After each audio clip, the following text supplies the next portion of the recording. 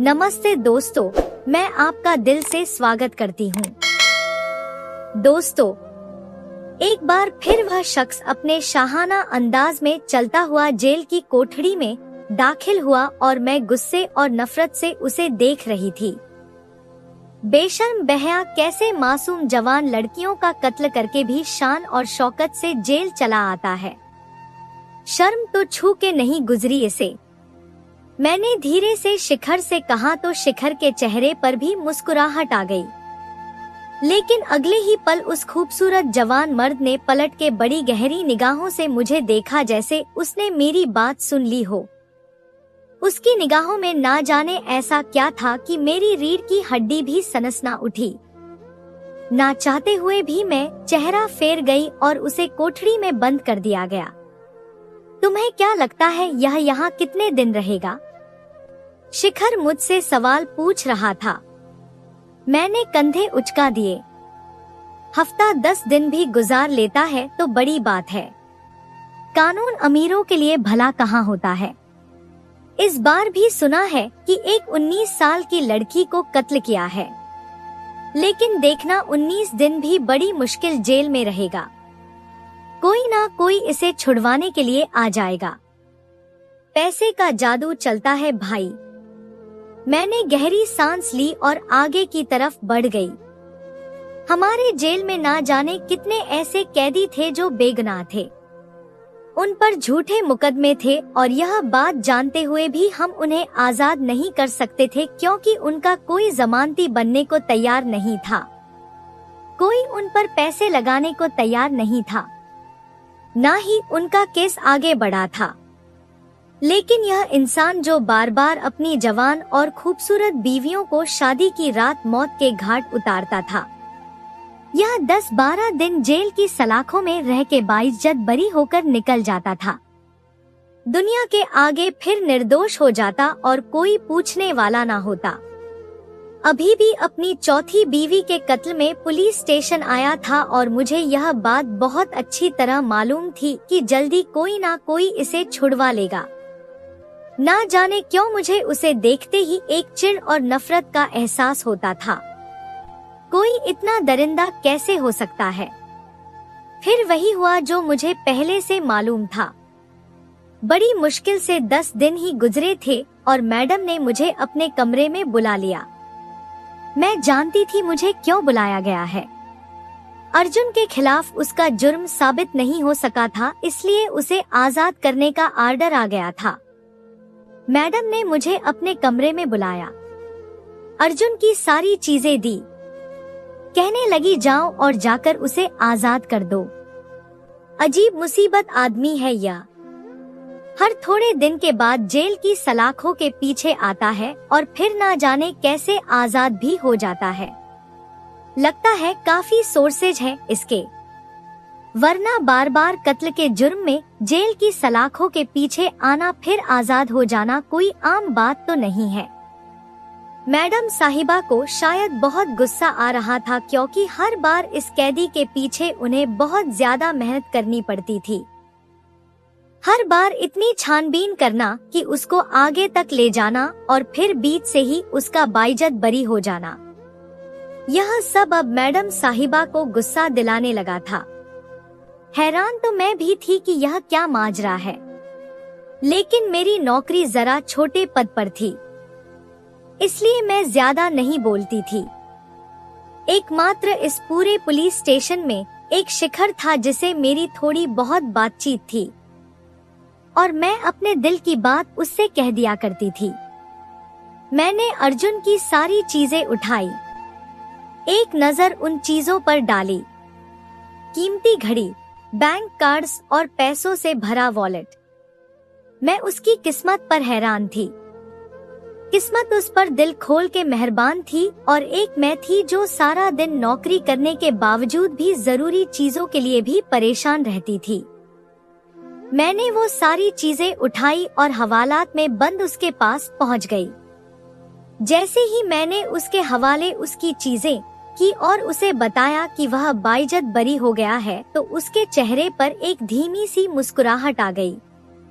जैसे उसे पहले से ही मालूम था कि वह बरी होने वाला है।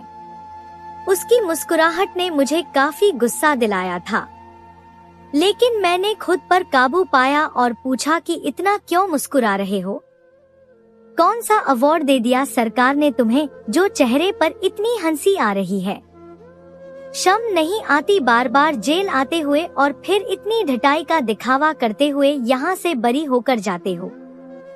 मेरी बात सुन के वो कहने लगा, जाहिर सी बात है मैं बेगुनाह था इसलिए आजाद हो गया। खुश होना मेरा हक बनता है। अगर मैंने कोई गुनाह किया होता तो क्या तुम खुद मेरा सामान लेके मुझे आजाद करने आती? मैंने कोई गुनाह नहीं किया, इसीलिए तो मुझे बाइंजत भरी किया जाता है। उसने अपनी घड़ी अपने हाथ में डाली, कपड़े झटकते हुए खड़ा हो गया और एक कदम मेरे नजदीक आया। वैसे निशा जी बहुत ही खूबसूरत हैं आप। मुझे लगता है अब आपको शादी कर लेनी चाहिए। उसने बड़ी तमीज और इज्जत से यह बात कही थी और मेरे तन बदन में आग लग गई थी। शादी के नाम से ही मुझे गुस्सा आता था। ना मुझे शादी करने का शौक था, ना मैंने कभी इस बारे में सोचा था। मेरे माँ बाप की शादी का बुरा असर आज तक मेरे सर पर सवार था। वह दोनों इतने लड़ाई झगड़े करते थे कि आखिर उनकी तलाक हो गई और उसकी सजा मुझे मिली कि मुझे मेरी नानी के हवाले कर दिया गया था। बड़ी परेशानी में मेरी नानी ने मेरी परवरिश की थी और इसी वजह से बहुत मेहनत करके मैंने लेडी कांस्टेबल की नौकरी हासिल की थी ताकि मैं अपने पैरों पर खड़ी हो सकूं और मुझे किसी के सहारे की जरूरत ना पड़े। लेकिन जब भी कोई मुझसे शादी का कहता या शादी की बात करता तो मुझे गुस्सा आने लगता था। अपने पैरों पर खड़े होने के बाद अब मैं किसी और का सहारा नहीं लेना चाहती थी और मेरे नजदीक शादी का रिश्ता सिवाय बोझ और जिम्मेदारी के और कुछ नहीं था। बचपन की वह तीखी यादें आज भी मेरा पीछा नहीं छोड़ती थी। जब मेरी माँ मेरे बाप से झगड़ा करती थी, मेरा बाप मेरी माँ के साथ मारपीट करता था।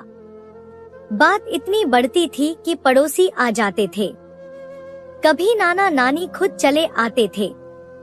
इन सारे झगड़ों ने मुझे बहुत खामोश बना दिया था और मुझे लगता था कि जिंदगी के सारे मसले शादी के बाद ही शुरू होते हैं। शादी के नाम पर मेरे चेहरे पर जो नागवार रंगत आए उन्हें देख के वो एक लम्हे को चौंक के रुका। फिर कहने लगा, किसी ने दिल तोड़ दिया क्या निशा जी जो इतना गुस्सा आ गया आपको? मैं बिना कुछ कहे कोठड़ी से बाहर निकली तो वह मेरे पीछे ही बाहर आ गया। सारे पुलिस वाले को फखर से सलाम करते। वह जब थाने के अंदर से बाहर निकला तो न चाहते हुए भी मेरी नजरों ने दूर तक उसका पीछा किया था। अर्जुन सिंह, उम्र 29 साल, 4 बार कत्ल का मुकदमा, लेकिन हर बार वो बाइज्जत बरी कर दिया गया था। देखने में हसीन, लंबा चौड़ा और बहुत पैसे वाला, किसी चीज की कोई कमी नहीं थी उसके पास। तो फिर क्यों वह अपनी बीवियों को कत्ल कर रहा था? यह वह सवाल था जिसने मुझे काफी अरसे से बेचैन कर रखा था। उसके जाने के बाद मैं कांस्टेबल शिखर के पास आकर बैठी तो वह मुस्कुरा के पूछने लगा, अर्जुन को आजाद कर दिया? मैंने बस गहरी सांस भरी और कहा कि देखना, एक ना एक दिन इसका जुर्म साबित होगा। अच्छी तरह मालूम है मुझे कि यह ही कातिल है। चेहरे पर मासूमियत होने से कोई मासूम नहीं बन जाता। बीवियों को मारने के बाद यह जिस तरीके से सर उठा के जी रहा है, ना एक दिन इसी तरह पूरे कद के साथ जमीन पर गिरेगा।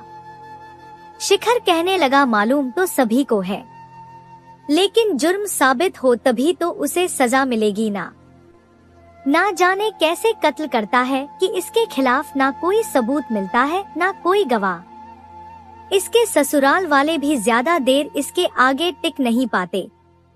आपने देखा है ना, 2 दफा तो इसके ससुराल वालों ने खुद ही मुकदमा वापस ले लिया और अपनी ही बेटी के कत्ल को खुदकुशी कह दिया, जबकि यह तो सभी जानते हैं कि वह सच में कत्ल था।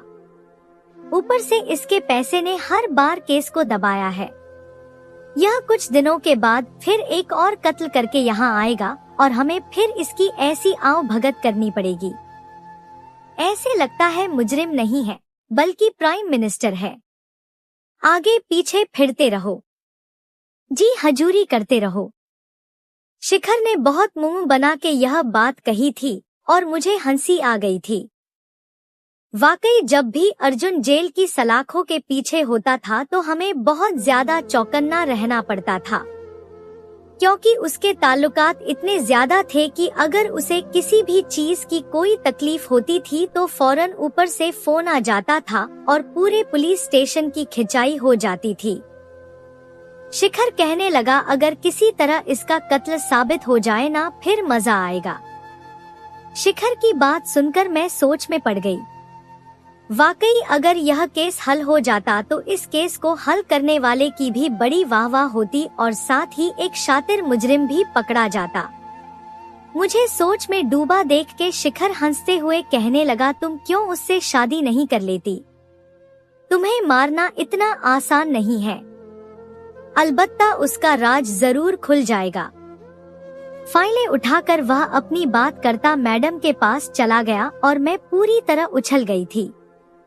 उसकी यह बात ना जाने क्यों मेरे दिल को लगी थी।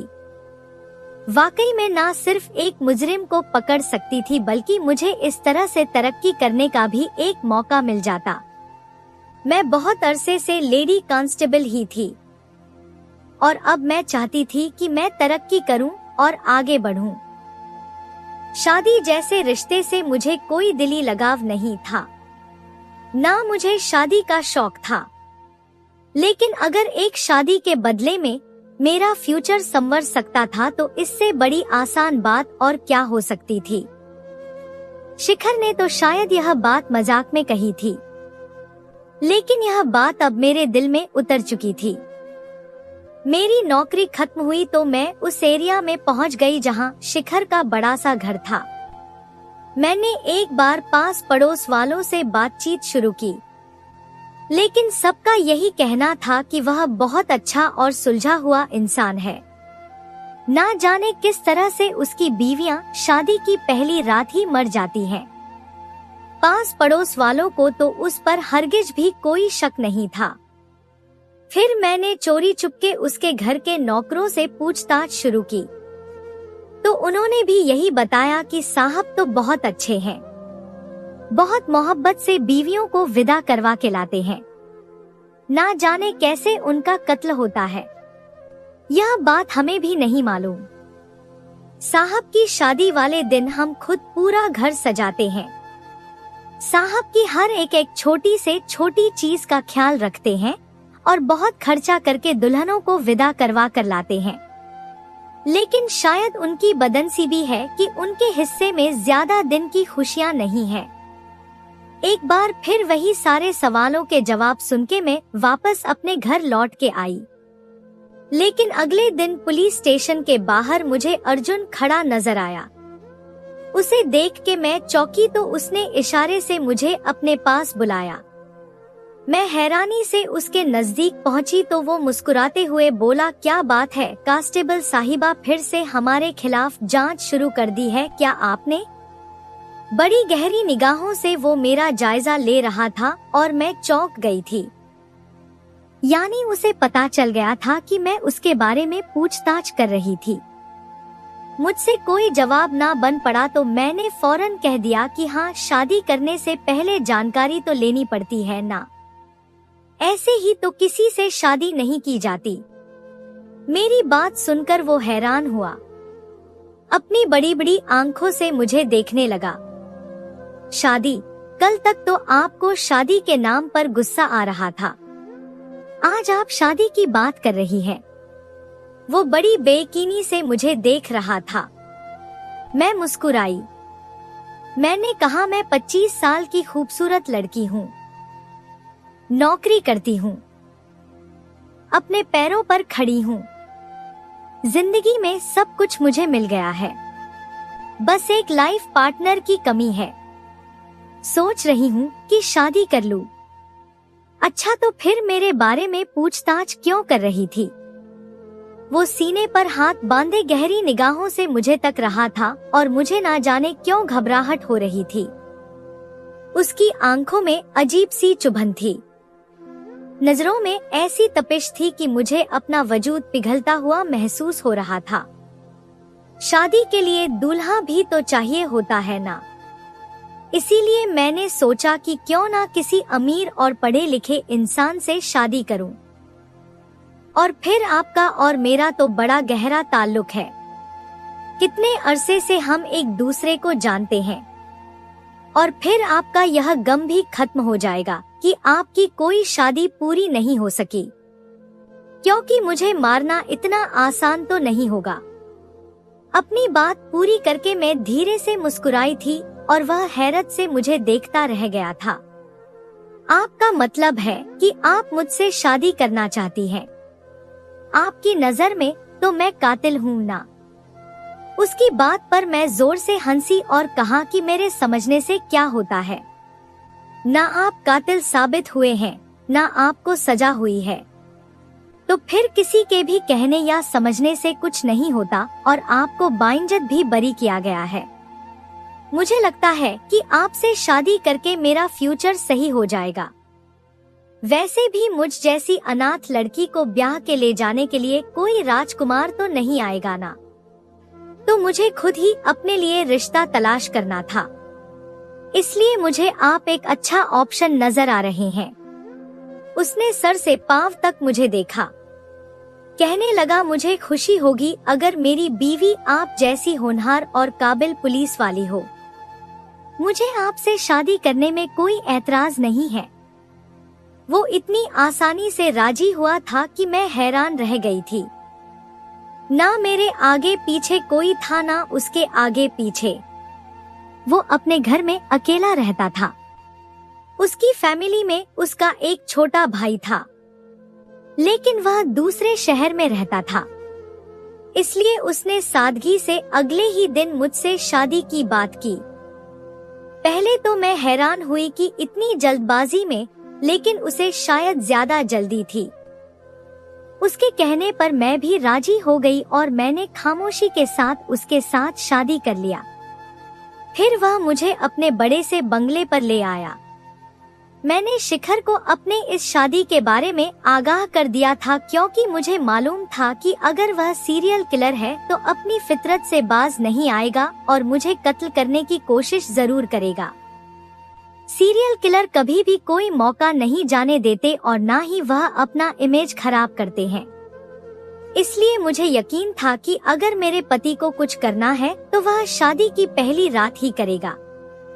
उसकी 4 बीवियां शादी की पहली रात ही मार दी गई थी और शायद अब मेरी बारी थी। मुझे यकीन था कि वह मेरे साथ भी शादी की पहली रात कोई ना कोई ऐसी हरकत जरूर करेगा।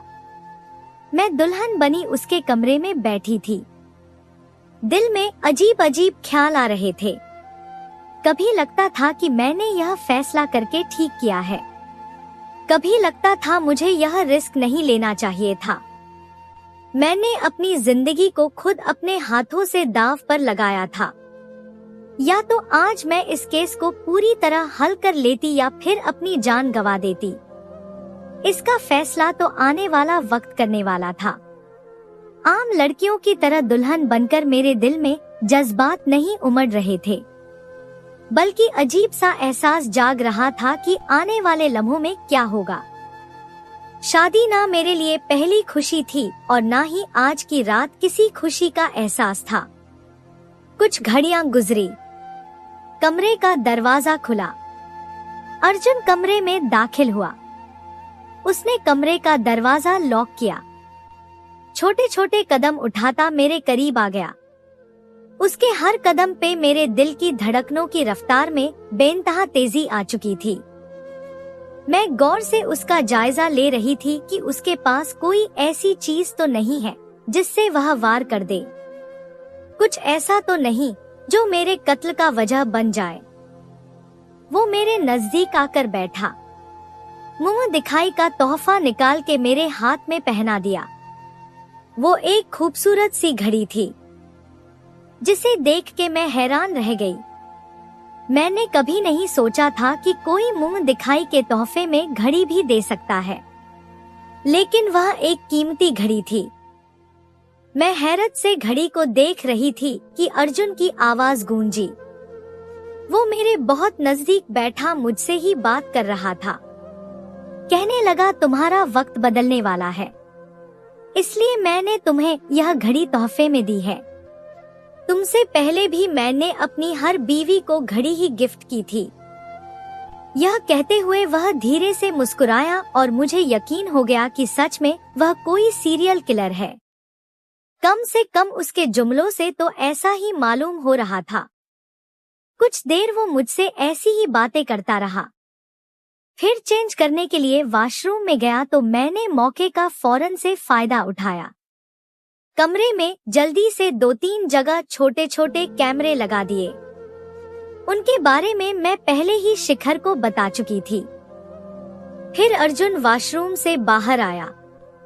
कहने लगा, तुम भी चेंज कर लो निशा।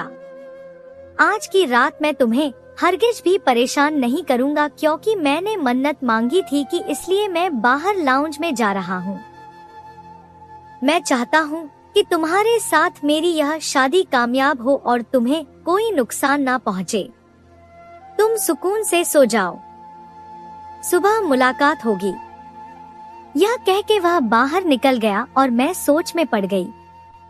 समझ नहीं आ रहा था कि आगे क्या होगा और वह मुझे किस तरह से अपना शिकार बनाएगा।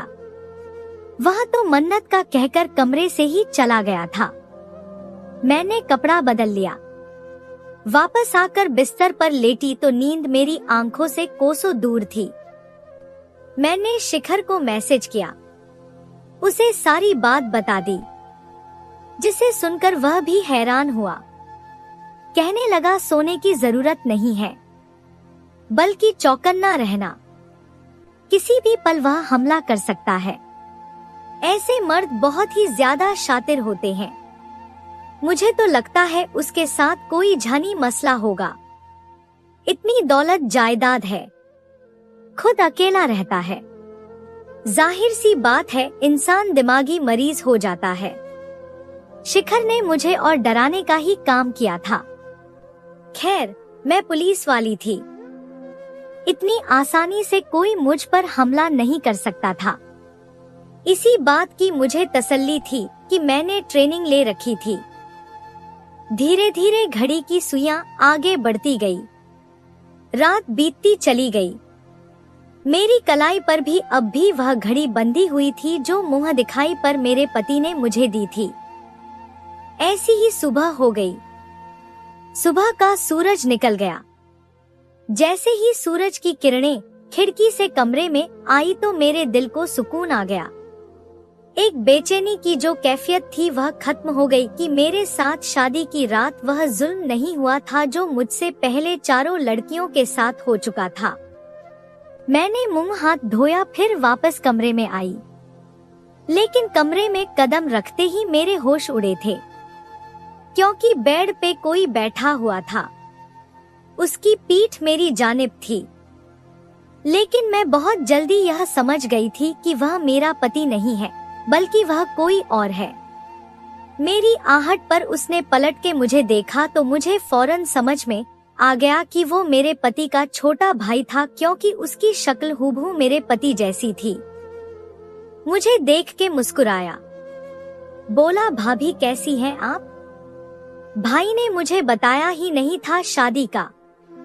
वह तो मैं अचानक से वापस लौटा तो मुझे पता चला कि भाई ने फिर से शादी कर ली है। आपको जिंदा देख के खुशी हो रही है, वरना भाई से शादी करने वाली लड़कियां तो पहली ही रात भगवान को प्यारी हो जाती हैं। हंसते हुए वो मेरे करीब आया। झुकते हुए उसने मुझे मुबारकबाद दी। उसकी बातें काफी अजीबोगरीब थी, लेकिन मैंने सिर्फ उसका शुक्रिया ही अदा किया था। फिर वो कहने लगा, थोड़ी देर मुझसे बातें कर ले, फिर मुझे वापस जाना है। मैं किसी जरूरी काम से आया था। पहली भाभीयों से तो मेरा कोई वास्ता ही नहीं पड़ा, लेकिन भगवान का शुक्र है कि आपसे मिलना मेरे नसीब में लिखा था। मैं तो चाहता हूँ कि भाई का घर बस जाए और अब उसकी तन्हाई दूर हो जाए। मैं खामोशी से उसके साथ बैठ गई। वो खुद ही मुझे अपने बारे में बताने लगा कि मैं दूसरे शहर की बड़ी यूनिवर्सिटी में पढ़ाई करता हूँ। इस शहर में मेरा दिल नहीं लगता, इसलिए मैं यहाँ बहुत कम ही आता हूँ। भाई की किसी भी शादी में मैं शामिल नहीं हो सका। फिर उसने जेब में हाथ डाला, एक डिबिया निकाल के मेरी तरफ बढ़ाई, कहने लगा यह आपकी शादी का तोहफा है। उसकी बात सुनकर मुझे हैरत हुई थी कि अगर उसे हमारी शादी का पता ही नहीं था तो उसके पास यह तोहफा कहां से आया। मेरा दिमाग बहुत तेजी से काम कर रहा था। मैंने उसी को सोचते हुए उसके हाथ से वह तोहफा ले लिया। जैसे ही खोल के देखा तो हैरान रह गई, क्योंकि वह एक बहुत कीमती लॉकेट था। वो मुस्कुराते हुए बोला, यह मेरी माँ का लॉकेट है। मुझे पता चला कि भाई ने फिर शादी की है, तो मैंने सोचा कि इस बार क्यों ना अपनी माँ की कोई निशानी अपनी भाभी को तोहफे में दूं। पहन के दिखाएं कैसा लग रहा है। उसके बहुत बार कहने पर मैंने वो लॉकेट पहन लिया। मेरी गर्दन में वह लॉकेट देखकर वह खुश हुआ। मुस्कुराता हुआ मुझे बाय कहकर कमरे से निकल गया। उसके जाते ही मैंने सुकून का सांस लिया। मैं बिना वजह उस पर शक कर रही थी, जबकि वह तो काफी अच्छा था। बहुत तमीज से मुझसे पेश आया था। उसके जाने के बाद फिर मैं बिस्तर पर बैठी तो मेरा दम घुटने लगा। ऐसे लगा जैसे सांस लेना दुश्वार हो रहा हो। मैं गहरी गहरी सांसें लेने लगी। इतने में मेरा पति कमरे में चला आया। उसने आते ही मेरी हालत देखी तो फौरन डॉक्टर को बुला लिया, लेकिन डॉक्टर के आने तक मेरी हालत काफी खराब हो चुकी थी। सांस लेना दुश्वार हो चुका था। डॉक्टर ने मेरा चेकअप किया, कहने लगा इन्हें किसी किस्म का जहर दिया गया है, जिसकी वजह से इनकी यह हालत हुई है। मेरा पति घबरा गया, कहने लगा अगर मैं इन्हें हॉस्पिटल ले गया तो एक बार फिर मुसीबत में आ जाऊंगा। सबको यह लगेगा कि मैंने कुछ किया है। मेरा दम घुट रहा था। उसे अपनी फिक्र सता रही थी। साथ में वह मेरे लिए भी परेशान था। लेकिन जब डॉक्टर ने यह कहा कि खतरा हद से ज्यादा है तो वह मुझे सीधा हॉस्पिटल ले भागा। कैमरों के जरिए से शिखर को भी खबर हो गई थी कि मेरी हालत खराब हो गई है। वह भी अस्पताल पहुंच चुका था। कुछ ही देर बाद डॉक्टर ने पूरी तरह मेरा ट्रीटमेंट शुरू किया और यह मेरे अंदर की ताकत थी कि इस जहर ने मुझे बहुत ज्यादा नुकसान नहीं पहुंचाया था और उससे पहले ही मेरे जिस्म से सारा जहर निकाल दिया गया था। दरअसल पुलिस की ट्रेनिंग इतनी ही सख्त होती है कि हम आम इंसानों से थोड़े ज्यादा ताकतवर हो जाते हैं और बहुत सारी चीजों को बर्दाश्त करने के काबिल भी होते हैं। यही वजह थी कि जहर का असर पूरी तरह नहीं फैला था और मैंने अपनी बर्दाश्त से मुश्किल पर काबू पा लिया था। लेकिन मुझे जहर कब और कैसे दिया गया, इसकी खबर ना मेरे पति को थी ना मुझे थी। शिखर अपने साथ पुलिस वालों को भी लाया था। उसने मेरे पति को गिरफ्तार करवा दिया। जब मुझे कुछ होश आया तो पता चला कि मेरा पति पुलिस की हिरासत में है। शिखर मेरे सामने खड़ा था, गुस्से में कह रहा था कि तुम अजीब हो, यह जानते हुए भी कि वह सीरियल किलर है। पहले उससे शादी कर ली और अब देखो किस हालत में पड़ी हुई हो। मैंने इनकार में सर हिलाया। मैंने कहा उसने कुछ भी नहीं किया। मुझे नहीं मालूम मेरे जिस्म में जहर कैसे आया। शिखर कहने लगा डॉक्टर ने बताया है कि किसी छोटी सी सुई में जहर चुभो करके तुम्हारे जिस्म में लगाया गया है। वह तो पुलिस की ट्रेनिंग की वजह से या फिर शायद ज़हनी तौर पर तुम इस रात के लिए तैयार थी, इसलिए इस जहर ने तुम पर ज्यादा असर नहीं किया। वरना अगर कोई आम लड़की होती तो अभी तक अपनी जान की बाजी हार चुकी होती। और फिर जब डॉक्टर ने यह बताया कि वह जहर की सुई मेरी गर्दन में चुभी थी तो मुझे अपने देवर की वो लॉकेट वाली बात याद आ गई। मेरी गर्दन का वो हिस्सा नीला पड़ा हुआ था जहां मैंने वह लॉकेट पहना था जो मेरे देवर ने मुझे तोहफे में दिया था। मैंने फौरन यह बात शिखर को बताई तो वह हैरान रह गया। फिर उसने कार्रवाई शुरू की। मेरे देवर को गिरफ्तार कर लिया गया।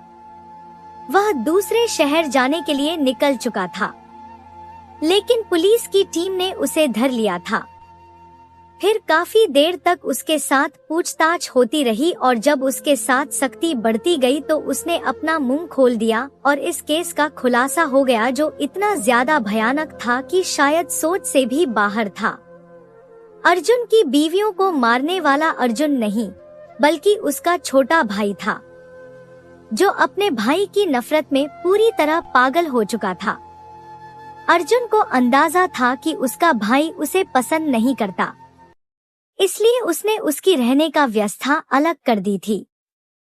वह दूसरे शहर में रहता था, लेकिन ना जाने किस तरह उसे अपने बड़े भाई की हर बात के बारे में खबर हो जाती थी और हर बार वह शादी की रात खामोशी से किसी चोर रास्ते से बंगले में दाखिल होता था। अर्जुन की गैर मौजूदगी में उसके कमरे में आता था और किसी न किसी तरह उसकी बीवी को मौत के घाट उतार देता था। मुझे तोहफे के नाम पर जो लॉकेट उसने दिया था उसमें जहर की सुई मौजूद थी, जो मेरी गर्दन में चुभते ही कुछ ही देर बाद अपना असर दिखा गई थी। अर्जुन को जब इस बारे में पता हुआ तो वह खुद भी हक्का बक्का रह गया। उसे यह मालूम ही नहीं था कि उसका भाई उससे इतनी ज्यादा नफरत करता होगा। मैं और अर्जुन दोनों ही अर्जुन के छोटे भाई जितेंद्र के सामने बैठे थे और वह अपने गुनाहों को कबूल कर रहा था। रोते हुए कह रहा था कि बचपन से मम्मी पीपी ने मुझसे ज्यादा अर्जुन भाई को अहमियत दी। मैं छोटा था, शरारती था, इसलिए मुझे बोर्डिंग भेज दिया गया और जब मैं बोर्डिंग से वापस आया तो मुझे हर बात में अर्जुन भाई से कंपेयर दी जाने लगी कि वह इतना जिम्मेदार है, पढ़ा लिखा है, काबिल है और तुम किसी काम के नहीं हो। बोर्डिंग में मेरी दोस्ती कुछ ऐसे लड़कों से हो गई थी जिनके साथ मैं और जिंदगी के रंगों में घुल मिल गया था। जिम्मेदारियां मेरे अंदर काफी कम थी, इसलिए मेरे माँ बाप मुझे बुरा समझने लगे। जब बार बार मेरे सामने मेरे भाई को मिसाल बनाकर पेश किया जाता तो मुझे लगता था मेरा सबसे बड़ा दुश्मन मेरा भाई है। अगर भाई ना होता तो शायद मेरी जिंदगी में सुकून होता। धीरे धीरे मेरे दिल में अपने भाई के लिए नफरत बढ़ती चली गई।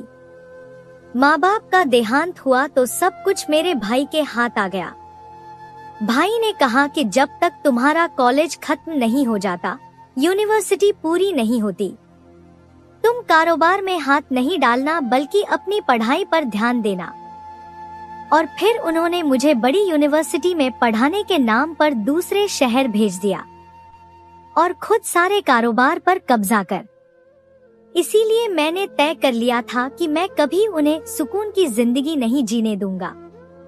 जब जब मुझे उनकी शादी की खबर मिली तब तब मैंने खामोशी से घर आकर उनकी खुशियों को मिट्टी में मिला दिया।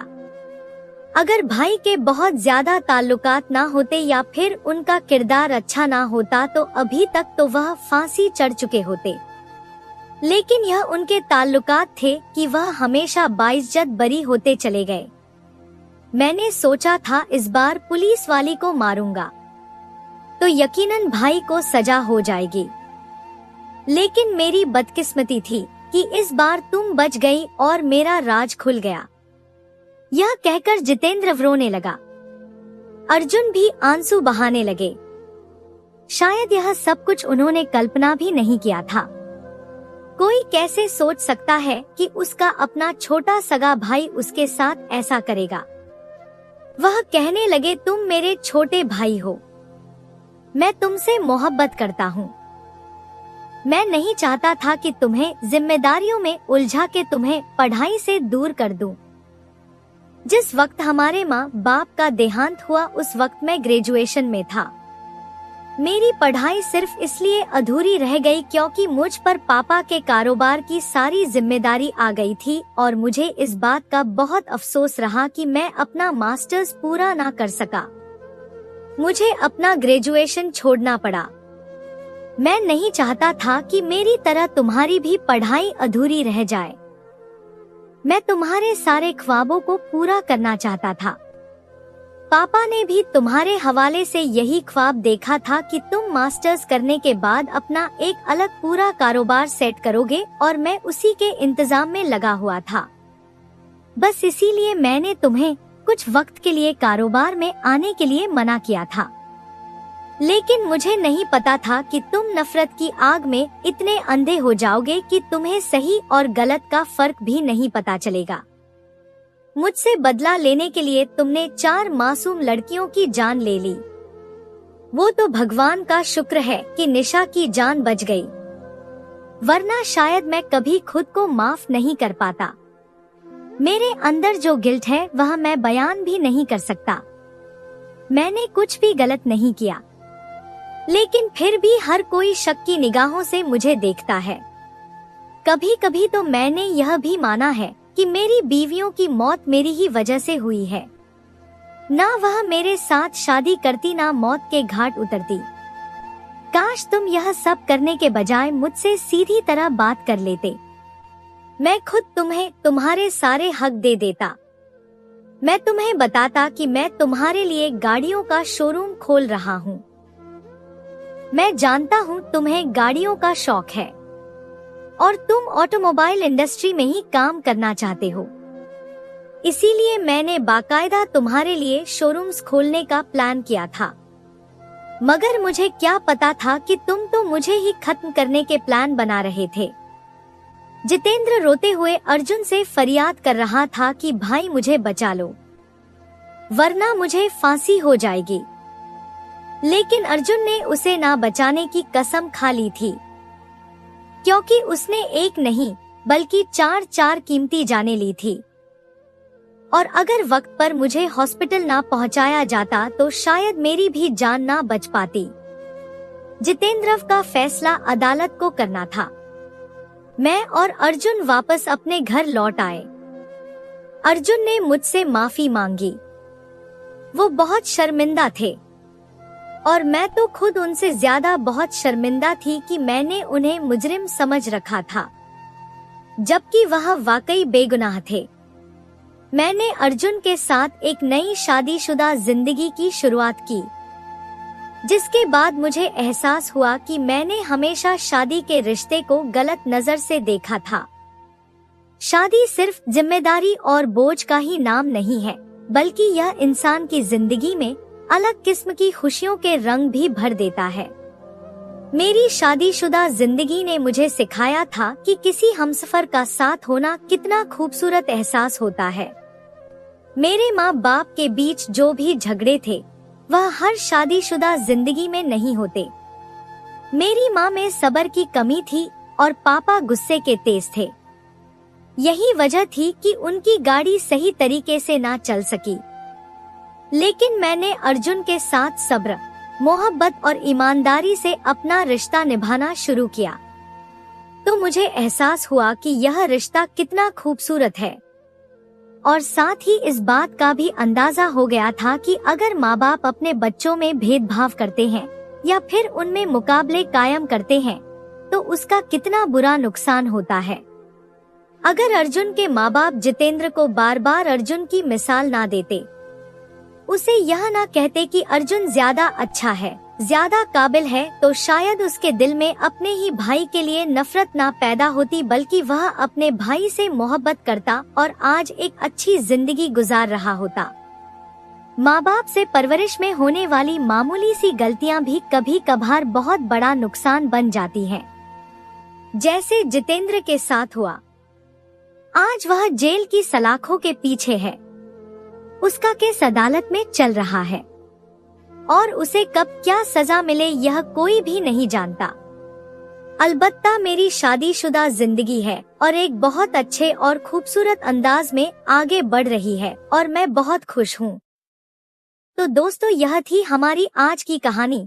आपको सुनकर कैसी लगी हमें कमेंट करके जरूर बताएं और हमारी वीडियो को ज्यादा से ज्यादा अपने दोस्तों में शेयर करें और हमारे चैनल को भी सब्सक्राइब कर लें ताकि आने वाली वीडियो का नोटिफिकेशन आप तक तुरंत पहुंचे। मैं मिलती हूं आपसे अगली वीडियो में, तब तक के लिए धन्यवाद।